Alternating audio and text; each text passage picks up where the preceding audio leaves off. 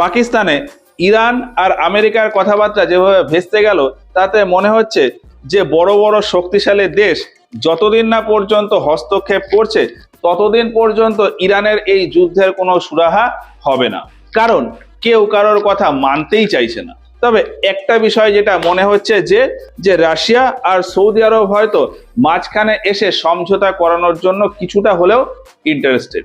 কিভাবে? দেখো, আমেরিকা কি চাইছে? আমেরিকা চাইছে যে ইরান তার সমস্ত নিউক্লিয়ার প্রোগ্রাম নষ্ট করে দেবে এবং তার কাছে যে ইউরেনিয়ামের স্টক রয়েছে সেটা IAEA অর্থাৎ ইন্টারন্যাশনাল অ্যাটমিক এনার্জি এজেন্সি একে জমা দিয়ে দেবে। এইবার বিষয়টা হলো যে ইরানের ওই ইউরেনিয়ামের স্টক IAEA এর কাছে জমা রাখা, এর মানেই হলো ইনডাইরেক্টলি সেটা আমেরিকার নিয়ন্ত্রণেই থাকা। আর ইরান কিন্তু এরকমটা একদমই চায় না।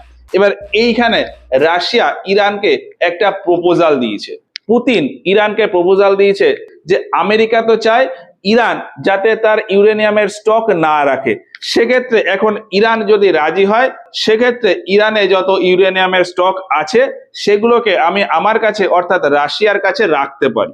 এবার অন্যদিকে আরো একটা বিষয় আছে, পাকিস্তানে ওই মিটিংটা ভেস্তে যাওয়ার পর ইরান আর সৌদি আরবের ফরেন মিনিস্টারের ভেতর ফোনে কথাবার্তা হয়। ফোনে এই কথাবার্তার মাধ্যমে সৌদি আরবের ফরেন মিনিস্টার জানায় যে এই এরিয়াতে যে ঝামেলা চলছে এই ঝামেলা সমাপ্ত করার জন্য ডিপ্লোম্যাটিক বা কূটনৈতিক যদি কোনো পদক্ষেপ নেওয়ার হয় সেক্ষেত্রে আমাদের দিক থেকে আমরা নেব। এখন বিষয়টা হলো এতদিন পর্যন্ত অন্য কোনো দেশ কিন্তু এই যুদ্ধের সমাপ্তির বা শান্তির জন্য কোনো ইনভলভমেন্ট নেয়নি।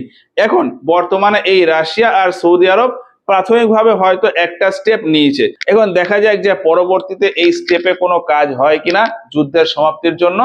আর রাশিয়া আর সৌদি আরবের এই পদক্ষেপ নিয়ে তোমাদের কি মনে হয় কমেন্টে জানিও।